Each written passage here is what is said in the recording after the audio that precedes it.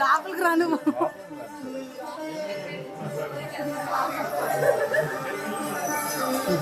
Welcome sir. Welcome sir.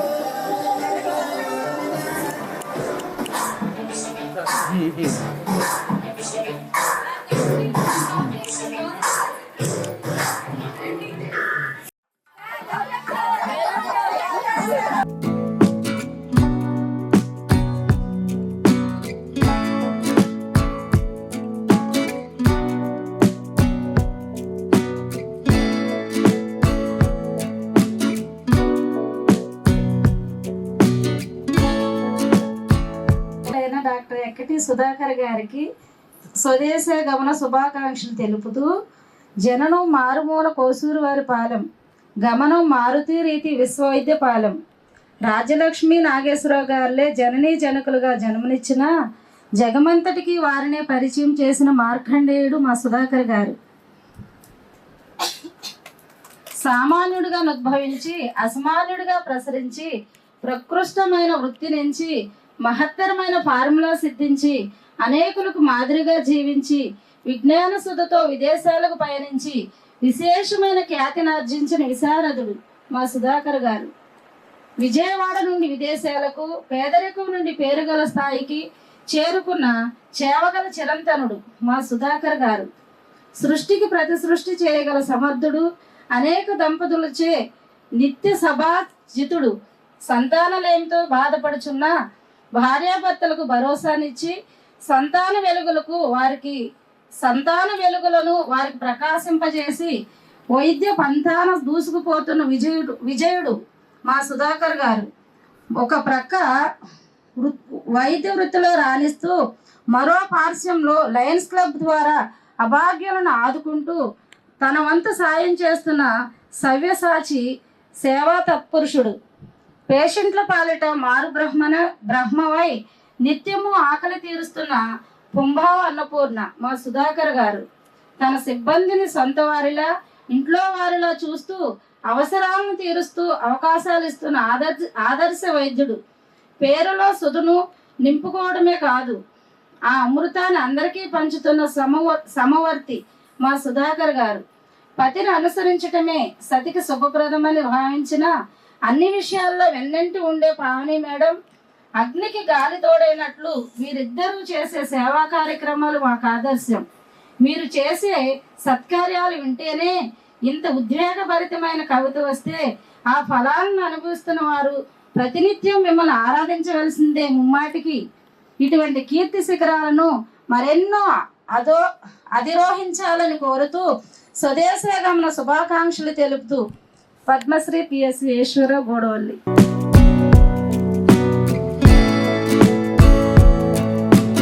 దాదాపు భారతదేశంలో నుంచి ఒక 62 మంది గైనకాలజిస్టులు వచ్చారు.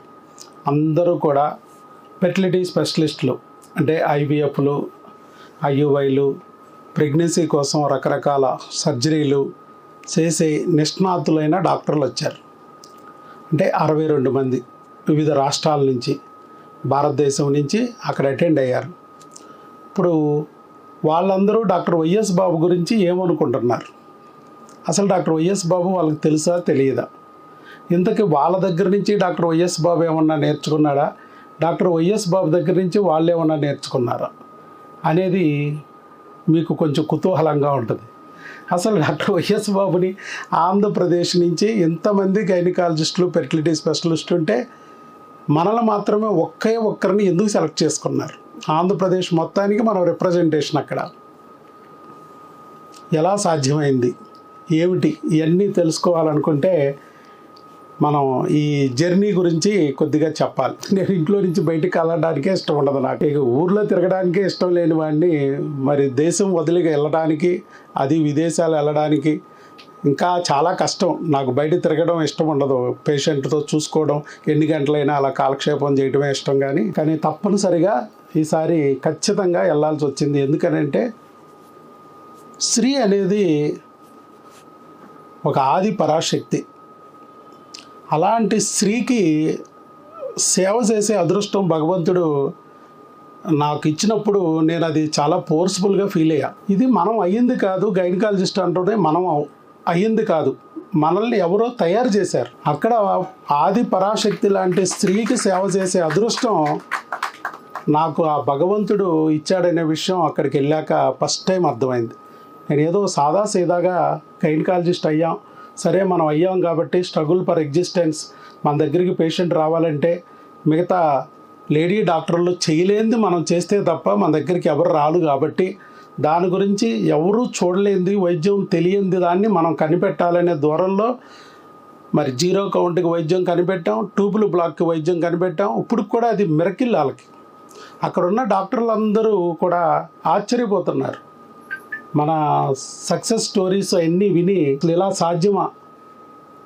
అందరూ సర్జరీల గురించి మాట్లాడితే నేను మెడిసిన్ గురించి మాట్లాడేటప్పటికీ how is it is possible అని చెప్పి వాళ్ళు కూడా చాలా ఆశ్చర్యపడుతున్నారు. కానీ మనకి సక్సెస్ స్టోరీస్ ఉన్నాయి, ప్రూవ్డ్ ఫార్ములా మనది. ఏదో ఇప్పుడు వాళ్ళు నేను నోట్తో చెప్పడం కాదుగా, కొన్ని వేల మందికి మనం ప్రూవ్ చేసాం. ఆ విషయం వాళ్ళు చూసి దాదాపు వీళ్ళందరూ కూడా వెళ్ళిన ఫస్ట్ రోజు నుంచి మన వెనకాల వాళ్ళు అడగడమే. అంటే ఒక రకంగా నేనేమనుకున్నానంటే, మనం ఏదో చిన్న ప్రాంతంలో నుంచి వచ్చాం, ఇప్పుడు వరకు విదేశీ యాత్ర ఒకటి కూడా చేయలేదు, ఏదో సాదాసీదా వ్యక్తి, ఆ గుంపులో గోవిందలో మన ఎవడ పట్టించుకుంటాడు అనుకున్నాను. కానీ సెంటర్ ఆఫ్ అట్రాక్షనే మనం అవుతామని నేను కూడా ఊహించలే.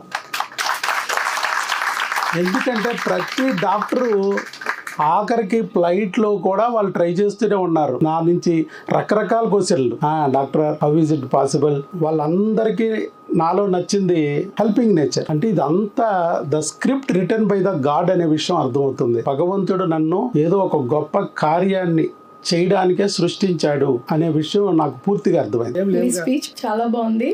నేను కూడా చాలా హ్యాపీ. క్షేమంగా వెళ్ళారు, క్షేమంగా వచ్చారు, చాలా హ్యాపీగా ఉందండి. ఇప్పుడు అక్కడి నుంచి యుద్ధాలు ఎప్పుడు ఏ దేశం మీద బాంబు పడితే ఎయిర్పోర్ట్ మీద వేస్తున్నారు ఫస్ట్ బాంబు. చాలా హ్యాపీగా వెళ్ళిపోయింది మా జర్నీ. వీడియో కాల్లో మీ ఫ్రెండ్స్ నాకు ఏదో చెప్పారు, అది చెప్తారండి.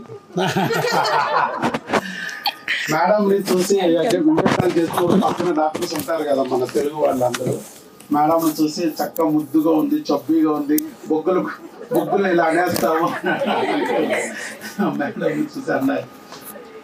ఆ డాక్టర్లు ఎవరు, వాళ్ళకి మనవరాలు కూడా పుట్టేశారు. అలాంటి డాక్టర్లు కూడా మేడం ముద్దు వచ్చేస్తాము. డాక్టర్ గారు సాధించిన విజయాల గురించి మనం మాట్లాడడానికి అంత వయసు అనుభవం కూడా లేదు. కాకపోతే మన వంతు బాధ్యతగా సార్ నీడలో బతుకుతున్నందుకు, ఈ చెట్టు కింద ఉన్నందుకు, దీని ఫలాలు అనుభవిస్తున్నందుకు మనం కూడా ఒక సమితిలాగా వాళ్ళందరం కూడా ఫ్యూచర్లో సారు ఎంతకి ఇది చాలా తక్కువ, ఇది ఆరంభం మాత్రం అనుకుంటున్నాను, ఎంతకంటే ఎక్కువ ఎంతింత వడ్డింత అన్నట్టుగా సారు పెరగాలని, దాంట్లో మనందరూ బాగా ఉండాలని కోరుకుంటూ సెలవు తీసుకున్నాను. సార్ మీరు వెళ్ళిన తర్వాత ఇక్కడ అంతా బోర్ అనిపించింది సార్. ఎందుకంటే మీరు ఉన్నప్పుడు 100 మంది పేషెంట్లతో మేము కలిసి పనిచేసినప్పుడు మాకు కనీసం టైం కూడా తెలిసేది కాదు. వచ్చేవాళ్ళమి, లంచ్ చేసేవాళ్ళమి, సాయంత్రం అయితే ఇంటికి వెళ్ళిపోయేవాళ్ళమి. నిజం చెప్పాలంటే ఇప్పుడే కొంచెం మాకు టైం కలవట్లేదు, చాలా బోర్ అనిపించింది సార్. కానీ ఎంత యుద్ధ వాతావరణంలో కూడా మీరు చాలా మామూలుగా వెళ్ళడానికి ఇష్టపడిన మీరు యుద్ధ వాతావరణంలో మీరు ఎలాంటి నిర్ణయం తీసుకున్నారో, వెళ్ళినందుకు మీరు చాలా పీస్ఫుల్గా వెళ్ళి పీస్ఫుల్గా వచ్చారు. నాకు తెలిసి పైనుంచి మీ అమ్మగారి ఆశీస్సులు, ఆ భగవంతుడి ఆశీస్సులు ముందు ఉన్నాయని చెప్పి నేను బలంగా నమ్ముతున్నాను సార్. ఇలాగే మేము మీకు సహాయ సహకారాలతో ముందు నడిపిస్తామని మనస్ఫూర్తి కోరుకుంటూ సెలవు తీసుకున్నాం సార్. సార్ వెళ్ళిన తర్వాత నాకు తెలిసింది ఇలా ఒక అవార్డ్ ఫంక్షన్ ఉంది, సార్ని ఆంధ్రప్రదేశ్ నుండి మాత్రం ఒక్కళ్ళనే తీసుకొని వెళ్ళారు అని. నిజంగా చాలా ప్రౌడ్గా ఫీల్ అయ్యాను సార్. అండ్ ఇంకోటి, ఇక్కడ వచ్చే పేషెంట్స్ని చాలా కూల్గా, కామ్గా, వాళ్ళకి అర్థమయ్యేటట్టు చాలా పేషెన్స్తో డీల్ చేస్తారు. అది చాలా నేర్చుకోవాలి మేము అందరం. ఎందుకంటే ఆల్మోస్ట్ ఆఫ్ ద పీపుల్స్కి పేషెన్స్ ఉండదు. మీ దగ్గర నుండి మేము చాలా నేర్చుకోవాలి సార్. అందులో మెయిన్ థింగ్ పేషెన్సీ. అండ్ ఇంకోటి, ఎదుటి వ్యక్తి ఏ వ్యక్తి అయినా సరే సార్ రెస్పెక్ట్తో మాట్లాడతారు. సో అది సెకండ్ థింగ్ నేర్చుకోవాలి. అండ్ నాకు తెలిసి మేబీ నా ఫ్యూచర్లో కూడా నేను ఒక ఇన్స్పిరేషన్గా మిమ్మల్ని తీసుకోవాలని అనుకుంటున్నాను. అండ్ నాకు మీది అండ్ పావని మేడంకి బ్లెస్సింగ్స్ కావాలి sir. Thank you. God bless you. Allah అచ్చా కరేగా.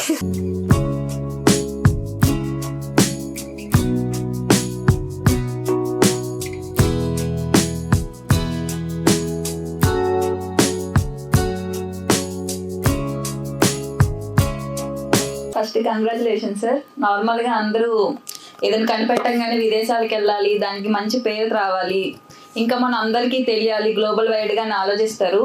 కానీ సార్ అయితే అలా చేయలేదు. స్వదేశంలోనే ఆయన గొప్ప ఫార్ములాని ఇంట్రడ్యూస్ చేసి వాళ్ళంతటా వాళ్ళే సార్ని అక్కడికి రప్పించేలాగా చేశారు. దీనికి మాత్రం మీకు ఎప్పుడు తక్కువే సార్. ఎంత చెప్పినా సరే స్వదేశంలో ఇంత గుర్తింపు సంపాదించి అక్కడి వరకు వెళ్ళడం అనేది అందరికీ సాధ్యపడే విషయం కాదు. ఆంధ్రప్రదేశ్ మొత్తం నుంచి సార్ ఒక్కళ్ళే సెలెక్ట్ అయ్యారమ్మా. అంటే దేశం మొత్తంలో చాలా తక్కువ మంది ఉంటారు, దాంట్లో ఒకరు సార్ అన్నాను. మా ఇంట్లో కూడా మీకు చాలా congrats sir. Thank you sir. Sir ఎక్కడో మారుమూల ప్రాంతంలో కోసూరువారిపాలెం అంటే అసలు ఎవరికి తెలియదు కదా. అక్కడి నుంచి సారు దేవుడు అంచెలంచెలుగా అభివృద్ధి చేసి సార్ ఇక్కడి నుంచి విదేశాలు వెళ్ళి అక్కడ మళ్ళా మంచిగా ఆయన అన్ని తెలుసుకొని ఇక్కడికి వచ్చి తల్లిదండ్రులు లేని వాళ్ళకి వాళ్ళ యొక్క బాధను తీర్చి వాళ్ళ కళల్లో సంతోషం ఉండాలని సార్కి మంచి ఆరోగ్యం ఆయుష్నిచ్చి ఇంకా అనేక మంది జీవితాల్లో వెలుగు నింపాలని మనస్ఫూర్తిగా కోరుకుంటున్నాను సార్. మీరు ఇంకా ఇలాగే అంచెలంచెలుగా అభివృద్ధి పొందారు సార్. కంగ్రాట్స్ సార్ మీకు. ఆయన కానీ చాలా విషయాల్లో అటు అన్నదానం విషయంలో, ఇటు హాస్పిటల్కి సంబంధించిన విషయం, అటు కోసూరువారిపాలెం గురించి కూడా నేను చాలా తక్కువే చెప్పాను. కంగ్రాచులేషన్స్. అంటే నేను ఎన్ని చోట్ల చేసినా అంటే ఎంతమంది డాక్టర్స్తో ట్రావెల్ చేసినా కానీ అంటే సారు రూట్ వేరే అనమాట. అంటే వాళ్ళు ఎలా ఉంటారు అని అంటే ఓన్లీ ఆ డ్యూటీ వరకు ఉన్నామా, చేసేసామా, వెళ్ళిపోయామా అన్నది వరకే ఉంటుంది. కానీ సార్ అయితే అలా ఉండదు. నేను ఉన్నాను, వీళ్ళందరికీ చేయాలి, నా ద్వారానే నేను సహాయం చేయగలను, నా ద్వారానే వీళ్ళకి తగ్గిద్ది అన్న ఆలోచనలో ఉండి సార్ చేయగలరు. చాలా హెల్ప్ చేస్తున్నారు సార్. అలాగే వాళ్ళ లైఫ్లో మీరు అలాగే మీ ఫార్ములాతో వాళ్ళందరికీ జీవితాల్లో మంచి వెలుగు నింపాలని కోరుకుంటున్నాను సార్. మీరు ఇంకా బాగా సక్సెస్ అవ్వాలి సార్. మీతో పాటు మేము కూడా ఉండాలని కోరుకుంటున్నాను సార్. ఒక బుక్ చదవడం అంటే కొన్ని జీవితాలు చదవడంతో లెక్క. అందుకనే బుక్ చదివితే మీకు దాంట్లో ఎక్కడో చోట మీరు స్ట్రక్ అయిపోయినవి ఉంటాయి కొన్ని జీవితంలో. ఆ స్ట్రక్ అయిపోయిన వాటికి మీకు ఆన్సర్లు దొరుకుతాయి. ఈ పరిస్థితుల్లో మనం ఎలా బిహేవ్ చేస్తే కరెక్టు అనేదానికి మీకు ఆన్సర్ బుక్కుల్లో దొరుకుతాయి. ఎందుకంటే ఆ జీవితాలు మీరు అనుభవాల నుంచి, ఇప్పుడు పక్కన ఒక బురద ఉంది, ఆ బురదలో పడిపోయి దాన్ని తుడుచుకుని బయటపడటం ఒక రకం, పక్కనోటి బురదలో పడిపోతే అక్కడ మనం వెళ్తే బురదలో పడతామని ముందే తెలుసుకుని దాని పక్కన వెళ్ళిపోవడం ఒక రకం తెలివైన తరం. అంటే అక్కడ బుక్ చదవడం వల్ల మీరు ఆ ప్రమాదంలో పడకోకుండా కాపాడబడతారు. బుక్ అది అనమాట. అందుకే లైఫ్ సైన్ కొన్ని జీవిత సారాన్నంతా కలిసి పెడతారు అక్కడ. ఒక్క పేజీ అక్కడ రావాలంటే ఒకటి జీవితం అయిపోయి ఉంటుంది అక్కడ. అందుకే బుక్స్ బాగా చదవండి, పర్సనాలిటీ డెవలప్మెంట్ బుక్స్. అది చదవలేకపోతే ఈవెన్ మొబైల్లో అయినా సరే మీకు దొరుకుతాయి వీడియోల్లో. తెలిసి మన దగ్గర ఉండటం గొప్ప కాదమ్మా, దాన్ని బయటికి ఎక్స్ప్రెస్ చేయాలి. ఎక్స్ప్రెస్ చేయకపోతే నీ దగ్గర ఉన్నా ఉపయోగం ఉండదు. నా దగ్గర ఎంత టాలెంట్ ఉన్నా నేను చూపించకపోతే, నలుగురికి ఉపయోగపడకపోతే ఏం ఉపయోగం చెప్పండి? అదే నేను అనేది. మనసు మాత్రం వెళ్ళకుండా వారమొబ్బులాంటి వాటం నీదయా. నాకు తెలుసా మంచి చెడ్డ, నువ్వు చెబితే నేర్చుకుంటా, నేను